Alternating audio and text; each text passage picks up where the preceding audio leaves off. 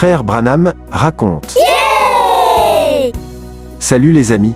Aujourd'hui je vais partager avec vous une histoire intitulée « Riche, sans le savoir ». Yeah!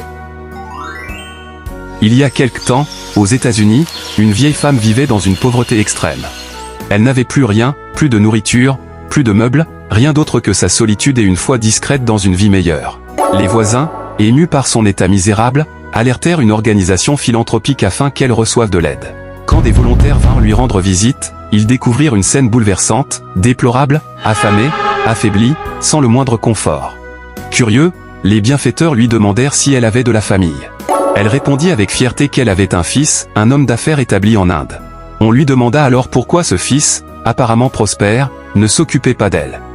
Et là, dans un élan d'amour maternel, elle dit « Oh non, ne dites pas cela. C'est un bon garçon. Il m'écrit souvent, il m'envoie des lettres merveilleuses, remplies de tendresse. » Elle continua. Peut pas lui demander quoi que ce soit. Elle ajouta même qu'il lui envoyait régulièrement de très belles photos, qu'elle gardait précieusement dans sa Bible. Les volontaires, intrigués, lui demandèrent si elle pouvait leur montrer ces fameuses photos. La vieille dame se leva lentement, alla chercher sa vieille Bible usée et en sortit plusieurs feuillets soigneusement rangés entre ses pages. Mais ce qu'elle appelait des photos, ce n'était rien d'autre que des billets de banque indiens. Elle n'en comprenait pas la valeur. Elle avait reçu au fil des ans une véritable petite fortune, environ 10 000 $, mais, faute de compréhension, elle vivait toujours dans la misère, ignorant qu'elle possédait tout ce qu'il lui fallait pour changer sa vie. Nous possédons les lettres d'amour de notre Père, sa parole. Et dans ces lettres, il a glissé des trésors, des promesses, des bénédictions, des ressources célestes. La paix qui surpasse toute intelligence. La joie qui ne dépend pas des circonstances. Le pardon total. La liberté. La puissance du Saint-Esprit. L'héritage éternel. Mais beaucoup les lisent sans les croire. Beaucoup les écoutent sans les recevoir. Ils les laissent dans leur Bible comme on laisse des billets dans une enveloppe, intacte, inutilisée.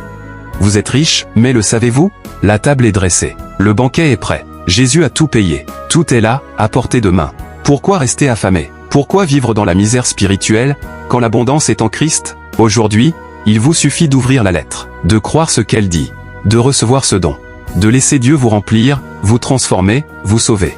Car ce monde passe. Mais en Christ, vous entrez dans un royaume éternel. Un royaume sans douleur, sans larmes, sans fin. Que Dieu vous bénisse.